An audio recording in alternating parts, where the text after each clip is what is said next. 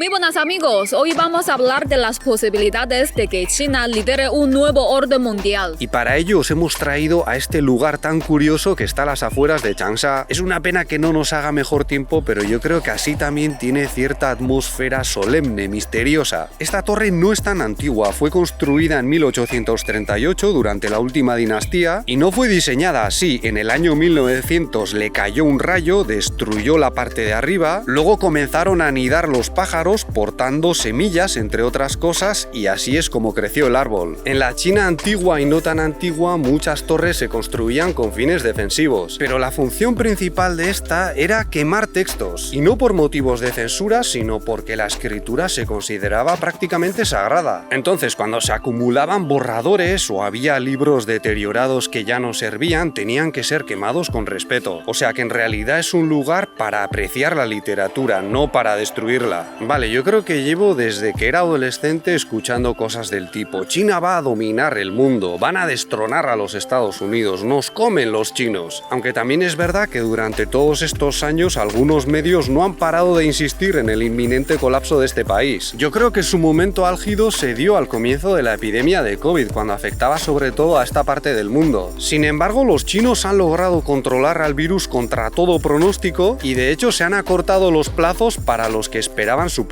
a los Estados Unidos en los principales indicadores económicos. Todo apunta a que China sigue avanzando a un ritmo considerable y ahora además las potencias occidentales tienen que lidiar con la invasión de Ucrania. China también es algo que no le beneficia, ya os lo hemos explicado en otras ocasiones, pero no le queda tan cerca. Claro, todo esto podría cambiar rápidamente si explotan las tensiones con Taiwán, oficialmente la República de China. Hace nada Mike Pompeo ha dicho desde la isla que hay que darle reconocimiento como país soberano. Y ya os dijimos que si eso se traduce en más apoyo militar por parte de los Estados Unidos, para China es como tener al enemigo armado delante de sus narices, situación que no hace gracia a ninguna potencia. Mirad, ya empieza a florecer la colza y en 1 o 2 semanas esto va a estar todo amarillo. Vienen un montón de turistas y tienen actividades, a lo mejor podemos regresar para que veáis la transformación. Pero desde nuestro punto de vista, las posibilidades de que esto ocurra son más bien bajas. Y de momento parece que algunas potencias occidentales no ven a China como un país que nos va a llevar a la Tercera Guerra Mundial, sino más bien lo contrario. Es más, hemos visto unos cuantos llamamientos al país asiático para que medie en la guerra y consiga la paz. Y este es un papel que ha sorprendido a muchos en todo el mundo, también aquí. Que sí, ya sabemos que muchos lo dicen por las buenas relaciones que tienen con Rusia, aunque ya os dijimos que tampoco son para tanto. El principal socio económico de China siguen siendo los Estados Unidos con bastante diferencia. Mirad, aquí hay 2 casas de la misma familia con las que se puede ver el desarrollo económico de las zonas rurales. Esta es impresionante, yo me quedaba a vivir aquí sin dudarlo. Y la otra tampoco es vieja, es de mediados de los 70, pero menuda diferencia. Esta estaba hecha de adobe, madera, piedra que parece sacada de algunas ruinas y hasta hace unos 20 años a lo mejor tampoco estaba tan mal, pero hoy en día hay muy poca gente habitando este tipo de viviendas. Mirad, aquí hay una fábrica, mucha gente piensa que se suelen concentrar sobre todo en las ciudades, pero no es del todo así.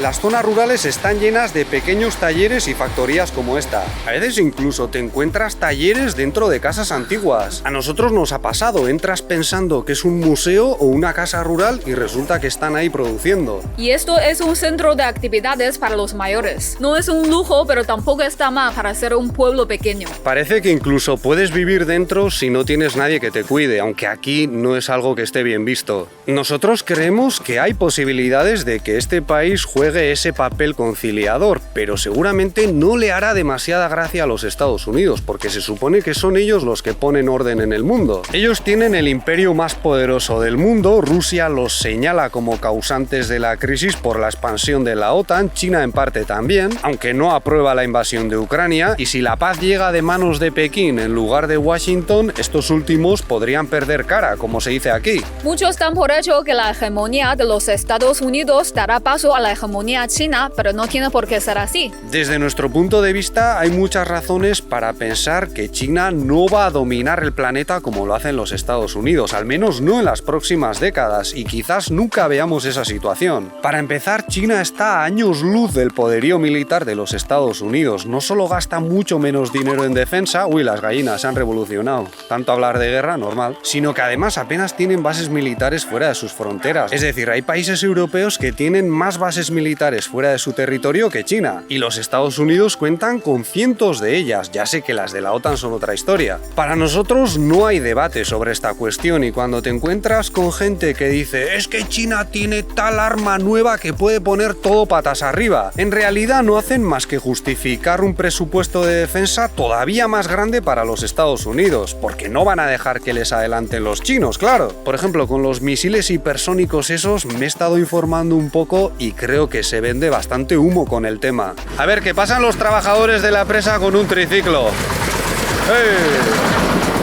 Son máquinas asequibles y funcionan muy bien para todo tipo de obras. Eso sí, hacen un ruido que se oye a kilómetros. Yo no sé cuánto tiempo vamos a vivir Lele y yo, pero dudo mucho que veamos a China llenando el mundo con sus bases militares. Y no creo que llegue a ocupar grandes potencias con sus tropas como han hecho y hasta cierto punto siguen haciendo los Estados Unidos en Alemania y Japón. A menos que haya un gran conflicto y salga victoriosa, pero ni aún así. Es que aunque China ganase la Tercera Guerra Mundial, carece de la influencia para dominar a la población vencida. Por ejemplo, para cuando los Estados Unidos se proclamaron los amos del mundo, al final de la Segunda Guerra Mundial, ya acumulaban muchos años extendiendo su visión del mundo, su cultura y también su idioma. Y además tomaron el relevo de otro imperio anglosajón, el de los británicos. Para cuando cayó la Unión Soviética, medio mundo estaba aprendiendo inglés en las escuelas, incluida China, porque aquí hasta hace cosa de pocos años era asignatura obligatoria para los exámenes de acceso a la universidad. Y no os quepa duda de que hay muchísimos más chinos que se defienden en inglés que occidentales que se manejan con el mandarín. O sea, en ese sentido los Estados Unidos siguen teniendo una ventaja cultural tremenda sobre China y al país asiático le va a costar mucho dar la vuelta al asunto, si es que realmente le interesa, que no está nada claro. Yo soy profesora de mandarín y me conviene que haya más gente interesada en este idioma. Pero cuando desde otros países se dice que van a tener que aprenderlo por la presión de China, me parece una exageración. Para los occidentales es muy difícil aprender chino porque no conocen la escritura y tienen que empezar desde cero. Pero nosotros conocemos su alfabeto desde pequeños. En China continental se usan prácticamente los mismos teclados que en Europa o América y literalmente pulsan letras de nuestro alfabeto para escribir sus caracteres. Al mismo tiempo, como decíamos en el último vídeo, los medios chinos apenas tienen presencia fuera de sus fronteras y yo creo que no invierten mucho dinero en tratar de extender su visión por el mundo. Yo a veces cuando los leo y veo pienso que aunque usen el inglés, el español o el francés, no hablan nuestro idioma. Es decir, no comparten la manera de dirigirse al público dominante en los países occidentales. Pese a lo que muchos podrían imaginar, son muy moderados, bastante conservadores en cuanto al contenido y les falta gancho. Suelen hablar mucho de desarrollo económico, de proyectos de cooperación con otros países, pero no se les ve ese rollo de salvadores del mundo que a veces se nota en los reporteros de ciertos países. Es como si les diese apuro verse en ese plan, o a lo mejor es que no lo desean. A lo mejor es que simplemente no quieren ir diciendo a los demás cómo hay que hacer las cosas, especialmente en materia de política. Dicho de otro modo, China no usa sus medios para exportar la revolución o para promover su hegemonía. Y la verdad es que nosotros no vemos signos de que vayan a hacerlo a corto plazo. En cuanto a la producción de películas y series, que son una manera muy inteligente de ir metiendo propaganda sin darte cuenta, la situación de China es muy parecida a la de sus medios. No os voy a preguntar cuántas obras conocéis porque sabemos que entre nuestros seguidores hay gente muy aficionada a la cultura china que ha visto más series y películas que nosotros. Pero Hollywood gana por goleada a los estudios chinos y para llegar a ese punto no solo tendrían que superar la barrera del idioma, sino también la de la censura, que se lo pone bastante difícil. Aquí es muy complicado lanzar producciones del gusto de muchos países occidentales porque tienen que ser para todas las edades y tanto la violencia como el sexo y ciertas cuestiones sociales y políticas están muy controladas. Pero a ver, también se ponen trabas a las obras chinas en otros países y a veces incluso son censuradas. Por ejemplo, la película china más vista de la historia, La batalla en el lago Changqing, que es muy reciente, se puede ver sin problemas en los países occidentales, pero ha recibido una crítica durísima y ha sido tachada cargada de pura propaganda cuando en realidad Hollywood tiene producciones muy similares. Los Estados Unidos acumulan una producción cultural nunca antes vista en la historia. Son los griegos y romanos de nuestros tiempos y eso también se aplica a la literatura y la ciencia. Y si las ideas de los griegos y los romanos nos acompañaron durante 2000 años con un patrimonio bastante más reducido, imaginad lo que pasará con la herencia del país norteamericano. Aunque hubiese un gran conflicto y los Estados Unidos colapsasen, su influencia perduraría durante décadas o incluso siglos y resistiría como una realidad inevitable para cualquier otro imperio que quisiese reemplazarlos. Pero es que además no tendrían por qué reemplazar completamente su dimensión cultural. Por ejemplo, la última dinastía del Imperio Chino fue considerada extranjera, entre comillas, y estuvo dominada por una de las minorías, los manchúes. Ellos eran vistos casi como unos bárbaros por los Han y aunque tenían su propia lengua, escritura y cultura, cuando se hicieron con el imperio impusieron algunas cosas, como el famoso corte de pelo con la coleta, pero adoptaron el idioma de los Han y muchos de sus elementos para poder mantener el orden. O sea, China podría llegar a ser un país muy poderoso, a lo mejor el más poderoso, pero tendría que seguir recurriendo al inglés, al español y a otros idiomas y abrazar diferentes aspectos de la cultura occidental de cara a las relaciones exteriores. Al mismo tiempo, no tengo nada claro que los chinos quieran llegar a ser los amos del mundo como lo son los Estados Unidos, porque hablamos de un imperialismo basado en la fuerza militar que rechazan continuamente de manera tajante. Lo que sí queremos es ser un país próspero, rico y poderoso, o como decimos nosotros,